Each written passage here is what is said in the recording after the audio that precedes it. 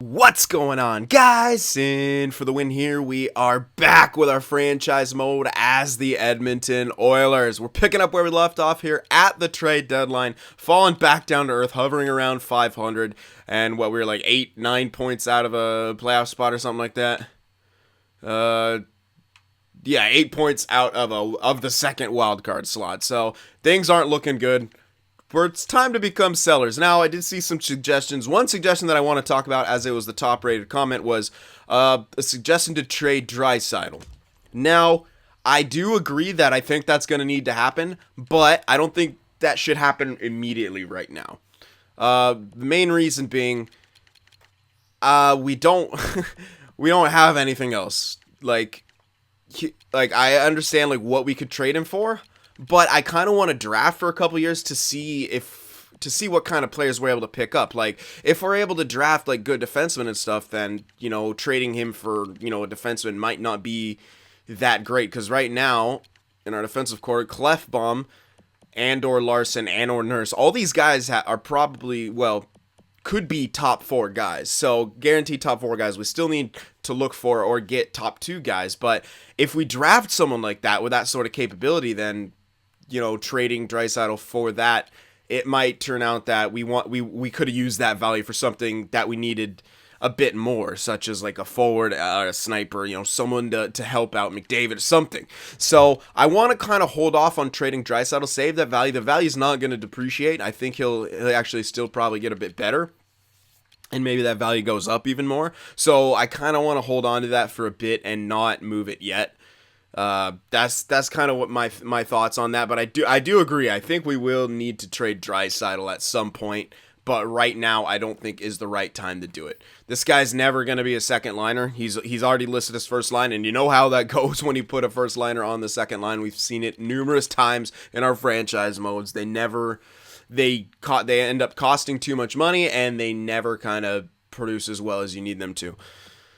So, at least with the way I build my teams, try to really, balance things out. If you have a 90 overall guy in your second line, if he's getting 50-point seasons, that's not worth it. So, that's my thoughts on that.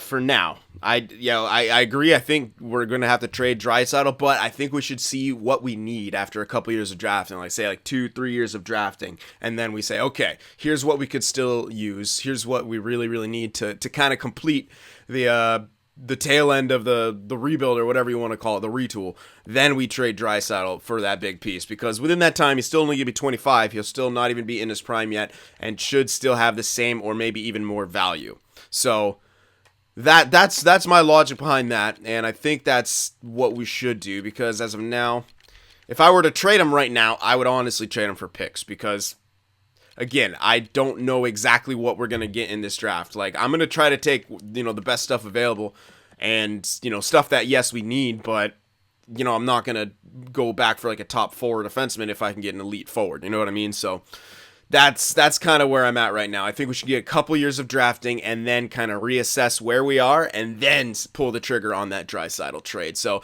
I do appreciate that comment, and that was in the back of my mind, and it's good to see that you guys will be on board with that when the time comes. So all right, we'll put that in the bank, and for now, let's focus on selling the things that we can sell, such as Camilleri. Now, I did see a suggestion that someone pointed out that, unfortunately, they don't want him.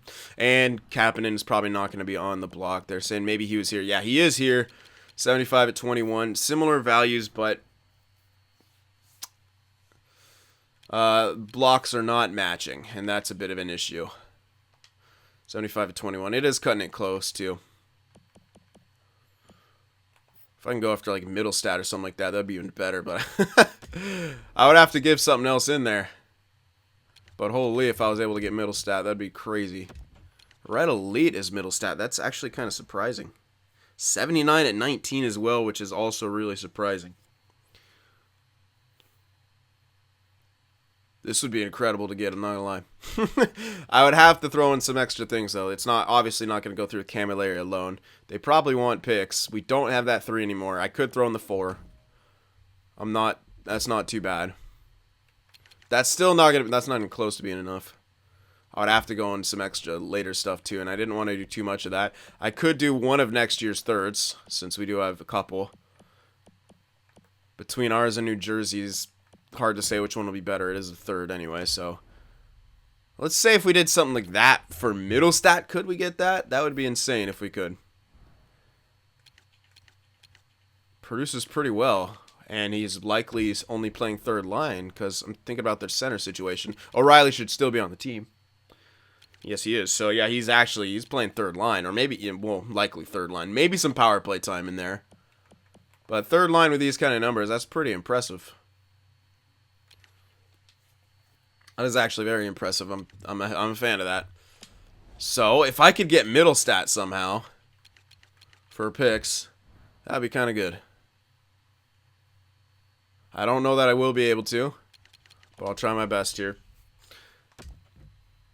Nah, I don't think so. It's gonna start costing too much at that point. All right, I'll keep that in the back of my mind, but I'm not really gonna be able to push for that. The Kapanen thing, I'm a little hesitant on it because 75 and 21. I mean, if he gets somewhere, I don't even think he gets to the second line. And I have used this guy as a utility scorer on third liner, but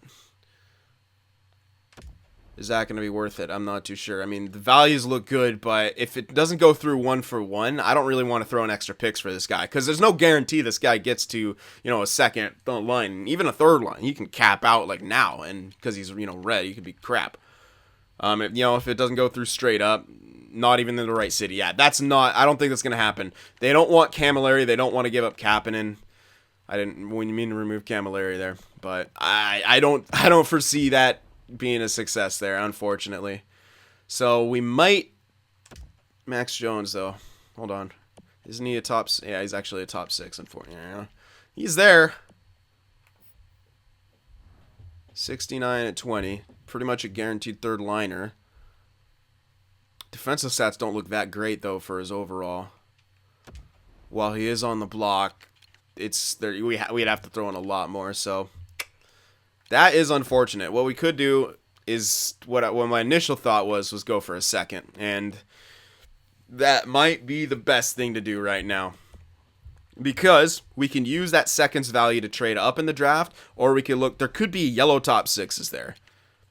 And I'd rather go for something kind of like that. Now the Blues, theirs is most likely going to be a later pick. We might only be able to get a second that's going to be most likely later. That's just oh, here we go. Predators. They're kind of on the fence. This could be a good one, and they don't have a second. Awesome. But next year they have a first. And if they're on the fence this year, that's too much. Damn. And we'd have to take back a player.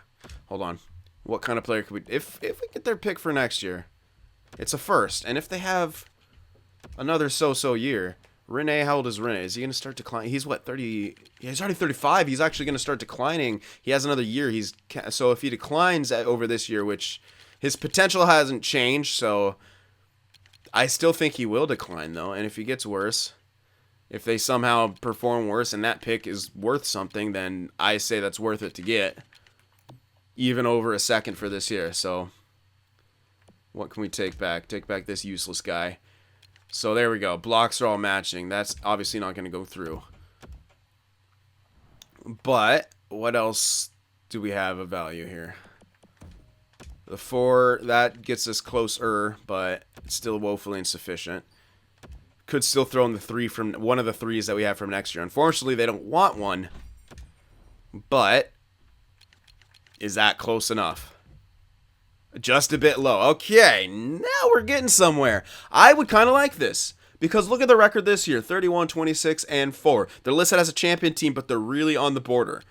And if you look at some of those other Central teams, the Central is very, very good. It's no guarantee. All right, I'm going to say it's no guarantee that they'll miss the playoffs, but there's a good chance they will. And even if they don't miss the playoffs, this is still a first-round pick. And with the way things are looking, I think Rene will decline. What else? Hold on. All the rest of the guys are smack in their prime, so that doesn't really help us. But Rene declining goaltender is a big thing in this game. And Rene having the value he does looks like he will decline. He's not actually performing that great this year. If he declines further, I think he plays even worse. I think this could work out. Saros is a great backup, yes, but...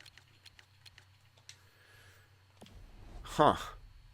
Alright, it's just a bit low, so I have to throw in maybe one of that 6 or the 7, or... I don't think I have any unsigned guys here. No, I don't. I was hoping to have like one. Oh, I do. 7th defenseman. 20. Yep, I'm throwing that in. Unsigned 7th defenseman. There we go. Some junk. That could push. If that pushes it over to as, I say yes to this. Camilleri, 4th and a 3rd. A 3rd from next year, which we already have another 3rd. For Nashville's 1st from next year, which actually could turn out to be some sort of a lottery pick. In this case, I think the risk is worth the possible reward. So we're going for it. We get that trade. I'm satisfied with that. A 3rd from next year especially, because I've added even more players into this draft. I think the 3rd round from next year is going to be pretty damn weak. Could be wrong. I have been wrong before, but in my opinion, it's still worth the risk. Could get an elite with that pick, no matter what, or we could use it to trade up for an elite. Either way, that pick, I think, is going to gain value rather than lose value. That was really low because they're listed as a championship team. And the chances that it gains value are way higher than the chances that it stays at that value. So, playing the odds here. All right, anyway, edit some lines. We have to... Yeah, we have to fill in. Got to complete this this line again. So, we're going to probably just...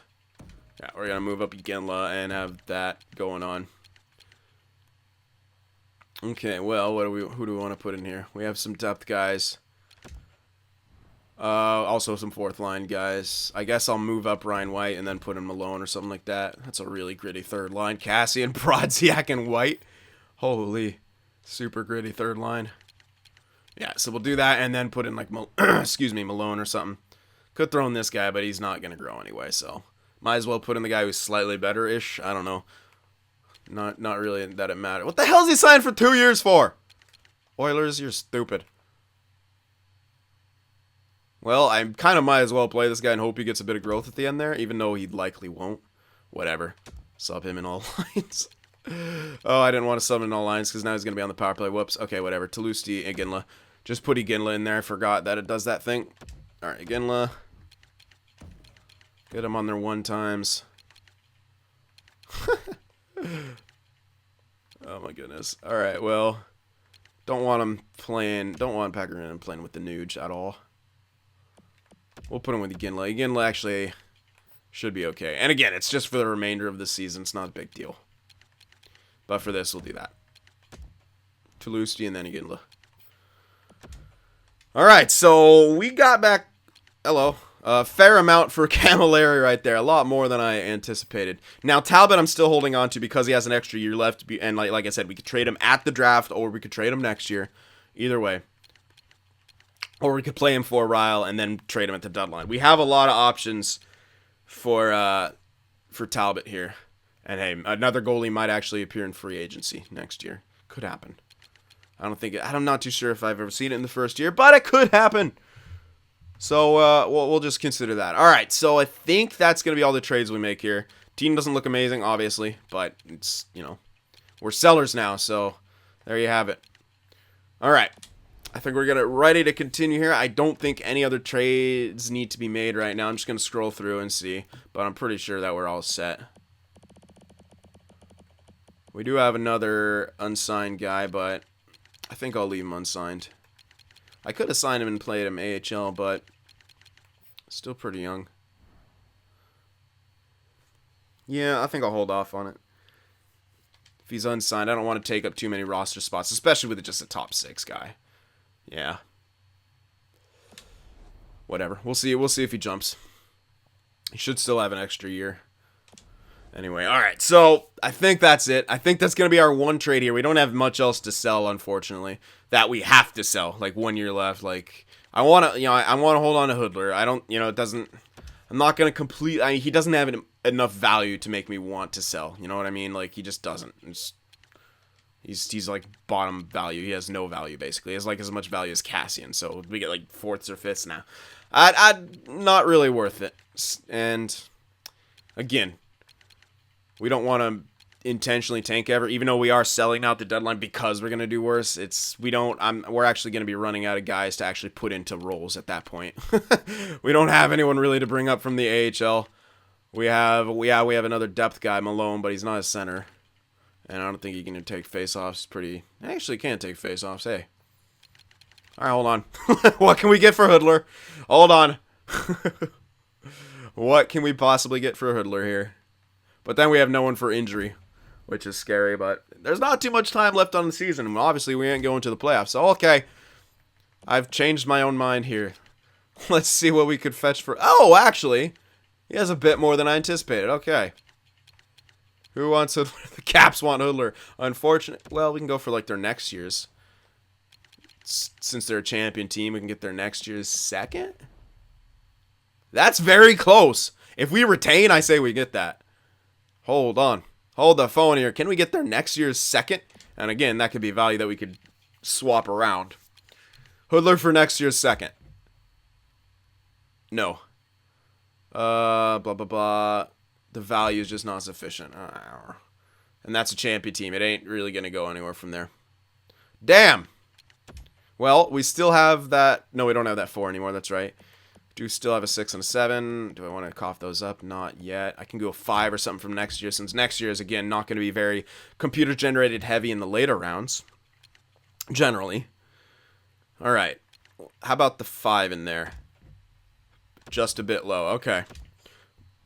5, maybe the 7 for this year. Or hold on to the 7 for this year. Maybe do the 7 from next year, because, again, since we kind of made this draft very strong, next year should be pretty weak. All right. Hoodler and a 5 and a 7 for next year's second. Again, it's more value. Yep. Okay. Fuck that. Hell yeah. I'll take that. Cool. So we have a second from next year, which actually could be a decent second if Capitals have another weird year. I don't think that they will. I think this is more of an anomaly, but it's still sort of worth it, I think. Okay, now I'll probably move Brodziak up. Yeah, and Kyra himself is third liner anyway, so maybe he gets a bit of extra growth. I don't know if you're a green bottom 6. I think he can get up to 80 overall, though. So let's put him in his role, and then we'll stuff Malone in here. I'm not... Well, I'll sub in all lines and then just put Brodziak in certain places. Yeah. Our second line power play unit's going to be pretty... Oh, God, he's so bad. Can I double someone? I'm double shifting McDavid. We're double shifting McDavid on the power play now. There you go. Alright, have fun, McDavid. What the hell? Didn't I not... Oh, I didn't... Oh, it's a 4-man power play, that's why. Again, double shift McDavid! Tire him out. He's young still. He's got legs. I think that's still okay. Alright, now it's just the extras I gotta worry about. There you go, Malone. Can't be Malone. I'm just doing that. I'm just gonna double shift McDavid a bunch. See if we can get him a bunch of extra points there at the end. 3-on-3s as well. Do it. Screw it. Get him some extra points. We need him to catch up, man. He's slacking this year. Alright. Well, there's our lines now. Terrible, but it's okay. Our first line's still good. Alright, so those are going to be the trades we all make. I was surprised. I didn't think Hoodler had that much value. So, yeah, there we go. You know what? I like the return that we got for everything. We didn't have much to sell, and I think we were able to maneuver our way around and get a lot more back than we probably should have. So I consider that a successful trade deadline. And again, we got Talbot and Draisaitl still in the bank to use at times. So let's finish off this year, and then we'll do the wrap up and everything. Ethan Bear's available. Okay, good. We can put him back in soon. Let's wait till he's fully healed, of course. 3 goals, 4, and a loss. I like it. Ethan Bear's fully healed. Let's put him back in now. Puljujärvi, you still depth? Yes. Okay, I'll just leave him there. Again, I don't want him to come into a crappy team and do crappy. Because that looks like it'll be the case with the way our NHL team's going. Alright, yeah. Oh, that's a win. I want to see losses with like 3 goals, 4. That's the ticket right now. But whatever. Losses are losses right now. Adam Lars has been injured with a sore foot. It's a sore foot. Tough it up. Well, whatever. I'm just going to stuff in the dude. I should have just replaced player. But I wanted to check. Yeah, we're just going to put in Fane here. He got put on the NHL team. Whatever. Keep him there. All right, there we go. There's our great defensive core. Doesn't matter. We're trying to lose here at this point. We're selling. Alrighty. There we go. Let's finish off Sweden here. We'll probably go all around the world. Oh, yeah. Damn, we can't even score right now. Come on, McDavid. Okay, it's probably just because first line can't score every game. Larson's available. Wait till he's fully healed. Don't want a major injury on that guy. That's what I'm talking about. Give me an L with 7 goals for, baby. Edmonton Oilers hockey. There we go. Finally some realism. Alrighty. Let's put Larson back in there. Keep him growing. Oh, he's an 85 now. Good.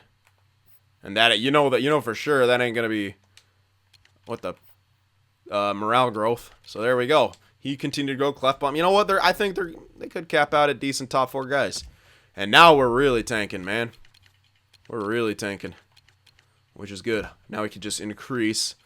I think 2-1 heal will be fine. We can increase our chances at getting a really good pick. Oh yeah, I don't even mind that we lose all these games. I'd like to score a bit more, but just take the L's.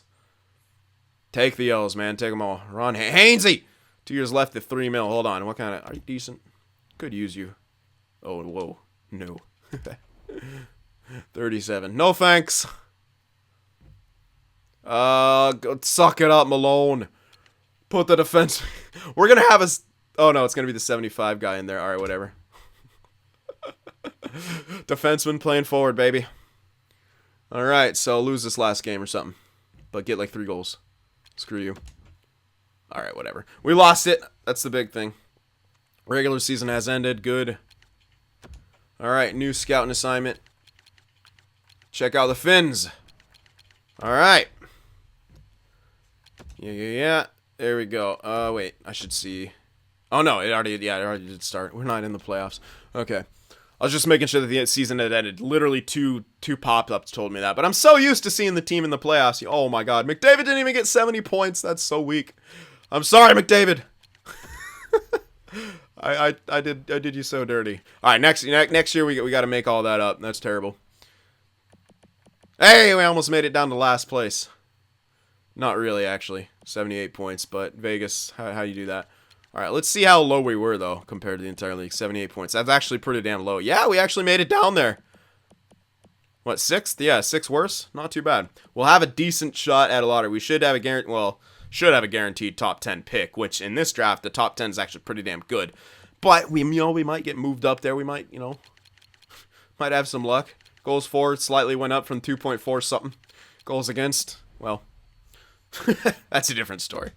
Poor McDavid. I was trying to get him at least 70 points there, but hey, he had other plans. The Nuge, what a fucking year for the Nuge. 60 points. I don't think that's enough to give him stat growth, unfortunately, but what a year for the Nuge anyway.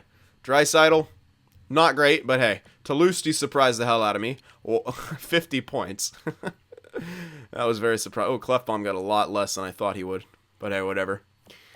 We traded a lot of guys away. And Talbot, yeah, he hovered around that same stat for the entire year, so at least he was consistent. Bad, but consistent. How bad is Dirty Nurse's plus minus? Yeah, minus 30.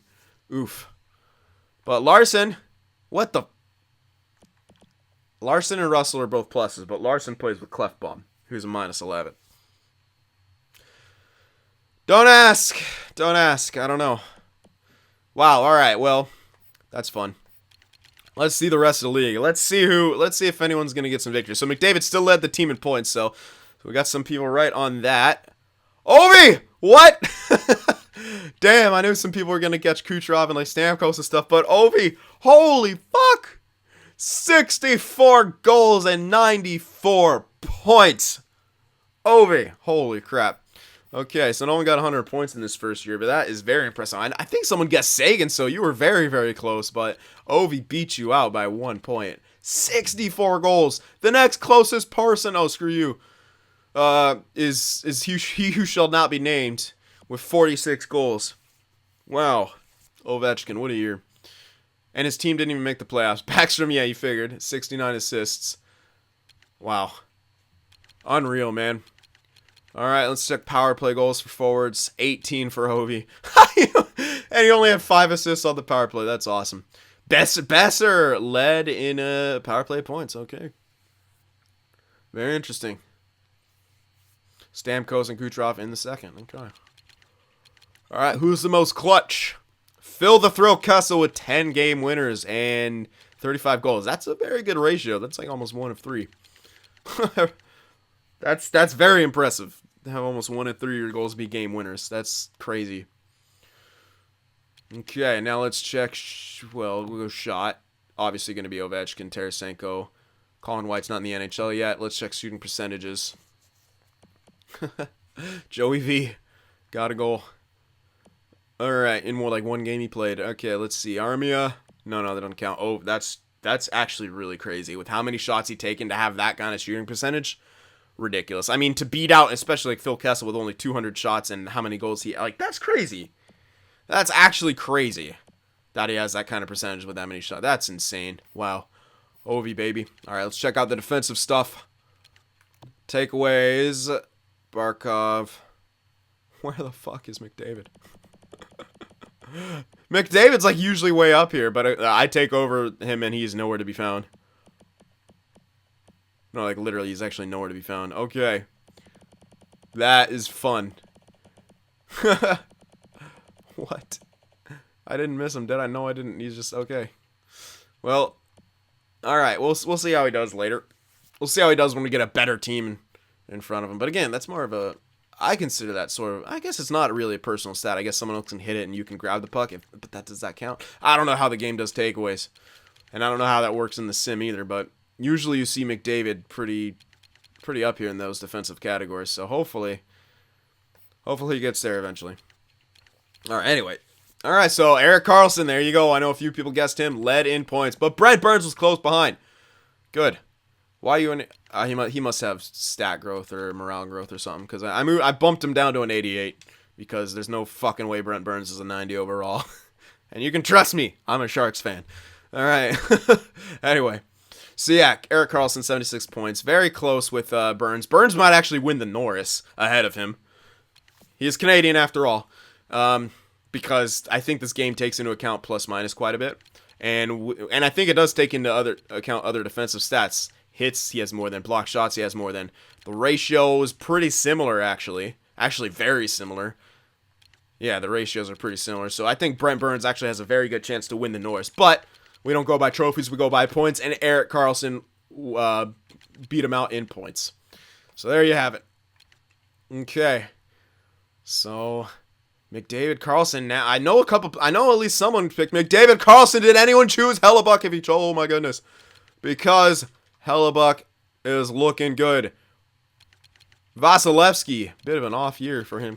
Well, not really, but Hellebuck.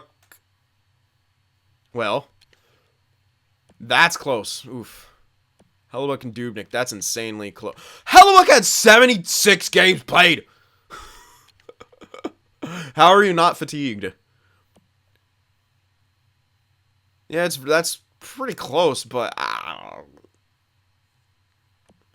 I'd call that a tie. I mean, they're both really good in different ways. Hellebuck with 9 shutouts, 70 plus 76 games played is ridiculous.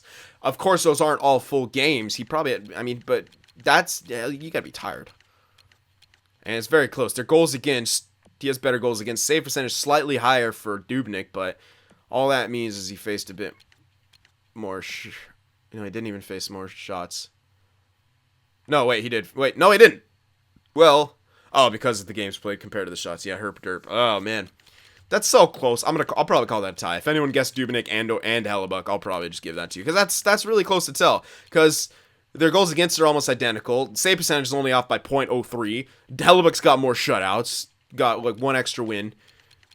Yeah, sure, he played more games. He had more games played, but they're so close. Dubnyk had 3 assists. What a beast. Yeah, but like I said, I'd probably call that a tie. If anyone guessed Dubnyk or Hellebuck, I might have to call that a tie. That's really, really close. And I don't even know who they're going to give the Vezina to in that case. That's insanely close. Yeah, I don't even know how you... Yeah, baby Jonesy! All right. Regular season stats. They're a bit too much for his regular season. In the playoffs, though, drop that. Goals against below 2. Only a playoff performer. All right. Anyway, that's very close. So that's pretty cool. And I don't know, some people pick Vasilevsky. This year he didn't quite have it. He didn't have that crazy shutdown. There you have it. Okay. So let's see who's looking like the favorite for the Calder. Nico Hischier. Wow, what a season for him. And then Besser close second. Where's Barzal? Get wrecked. Not enough secondary assists to go around. 59 points for you. Probably because Tavares is still there. He's playing second line. And Besser's likely on that first line. 76 points for Besser in his rookie year. Good job. But he sure outdid ya. Only had an 83. What? He has insane offensive stats, so it's, to be fair. Was he on the... He must have been on the first line then, playing with Taylor. Yeah, you got to be playing with, like, Taylor Hall or something. Yep, no rookie goalie is going to outweigh that. No chance. No one even had enough games played to even compete, or even the stats to compete. So there you have that. And now, the fun stats. Hits, baby. Oh, that's block shots. Star 8. Hits. There we go. Wayne, the Wayne train coming at you. 196 hits. Tied with Bo Horvat with 196 and George Stahl 192 in his insanely horrible contract. 6x6. You are horrible. All right. And now, fights. What? Am I blind today? Jesus, can I? There you go. Ryan Reeves, 20 fights. Kyle Clifford, 15. Borowicki. Wow, he's usually Borowicki on top, but Ryan Reeves said, screw all you. I'm regulating. And Roussel, where is Cassian? You should have more. There you go. Three fights. Weak sauce. What am I paying you for? I'm paying him for 3 more years. I'm upping his fighting. The fuck is that? You were drafted in the first round? Oof. Major oof. Only the Oilers would have... Oh, God. That's rough. That's really rough. I did not know Zach Cassian was a first-round pick. Like second or third, maybe, but Jesus. All right, well, one more thing to check before we wrap things up. And I will... we might as well check the scouting report here as well, see if we got anything more. The projections might have shifted a bit since we last checked, but we're going to check our progress reports. I don't know if much more changed here. It's good to see that Clefbaum, Draisaitl, Nurse, Larson, all the guys, and even Kazula, all the guys that we want to grow did get a bit of growth.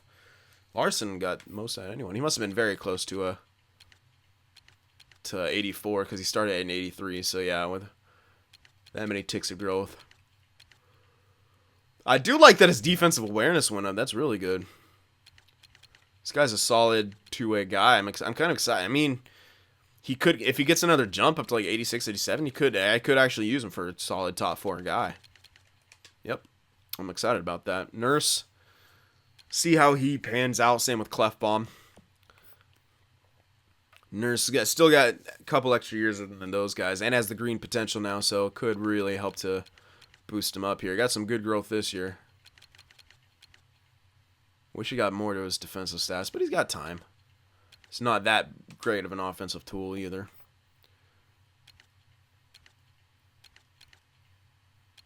What's that do? Yeah, defense.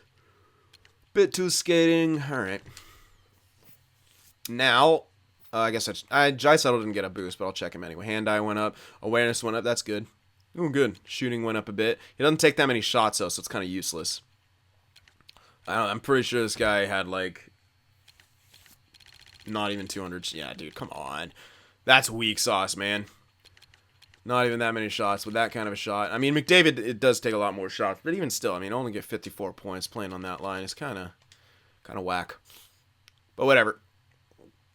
He wasn't going to do any better on the second line, I don't think. I know I saw a suggestion to keep him on the second line, but his supporting cast would have been like Camilleri and Toulouse or something like that. Like, that's just awful. I still think he probably gets less points at that point and gets demoralized because he's playing outside his role. Cool. Samorukov, Dmitry. Jesus, Tyler Benson, what growth, man. I think this guy's going to be a nice role player. I don't think his defense was that impressive. It isn't. That's actually fucking terrible for his overall. Damn it! He gets a lot of growth. All right, so Niemelainen did grow. Nice. So unsigned. I'll probably keep him unsigned for another year since he did grow. All right, good. Puliarvi did grow a little bit. And again, Don't be concerned if he's not growing a lot because he's so young and already high overall. That can kind of affect people's growth. Defensive stats on a bit. I wish that was to his awareness. Oh, excuse me. Offensive stats are looking pretty good for his overall at least. So that's, yeah, he should be a really well-balanced guy once he gets up there. All right, yeah, Caleb Jones grew. Wells grew a bit. That doesn't matter. He doesn't matter. Ty Ratty, he's not getting anywhere. Wow, he's got a lot of morale growth. Yeah. Good. That's good. Stuart Skinner growing is a very, very good thing. He's unsigned right now, playing somewhere in the juniors. 19. I don't know if I'll need to sign him, but I might. What year was he drafted? I can't check that from here. I'm not too sure what year he's drafted, but anyway. I'll either have to sign him and play him AHL, or he can go unsigned another year. We'll see if he grows. If he gets up towards 70, I might as well sign him either way, because if he can play AHL, I want him in the AHL. And even if not, he'll be high enough where I don't think it'll affect his growth at all. I like that. I'm glad that Skinner's grown. All right. So that is that. All right, guys. So we're going to be preparing for the draft here. Speaking of which, let's check the draft class before we sign off here. See if any of those early projections change. I'm really hoping to see Veleno drop out of the top 10. I'm trying my best to get that to happen. I'll keep dropping his overall, dropping his potential. I'm not going to drop him below a yellow top 6 because I don't think he's... Come on. How the fuck are you still in the top 5? There's no freaking way that should be possible. Kachuk's a goddamn elite. Still got Dobson up there, who's... I think he's an elite. And then we have Bouchard, who's a... Dahlin? Oh, okay, these projections are fucking horrible. Yeah. What? No, he's going first overall. He's still a green elite. Kutkin, yeah, okay. No, these are... Okay, yeah, you can see how much it is, yeah. Even Ty Smith usually will go up there. You know what? I think a lot of these things are going to change and stuff, but on the flip side, this is going to be a really, really pretty deep first round, at least in the top 10 area. So we're, I think, likely going to have to trade up with some of our picks, but hell, as long as we can get exactly what we're looking for, I think. You know, like, if I can go for Wallstrom, that'd be great. That would be incredible if I can get Wallstrom. Yeah, although left wing sniper might be better. I don't know. Doesn't matter. We could always change him to, I think he's a righty, so putting him on that one-time side might be beneficial. Anyway, but yeah, projections haven't changed that much, but we'll see what happens with it. Yeah, I know what most of these guys are, so scouting is not as important right now.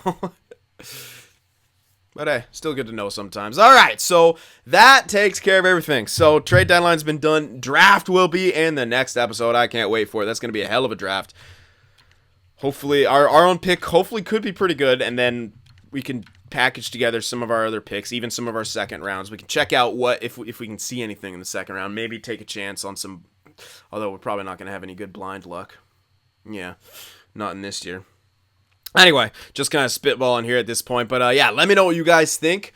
We also have Talbot value to trade as well, so that will help move up. We could probably move up both of our picks into the top 10 and really be able to get a lot of things that we could use. So, all right, guys, should be good. The draft, get hyped, baby. All right, so remember to leave a like for this one. Let me know what you think, and I will see you guys in the next one. If watching my videos just isn't enough sin for you, be sure to go over there on Twitter and shoot me a follow, and you could even join our Discord server as well to talk with some of the other sinners out there. The links to both are in the description.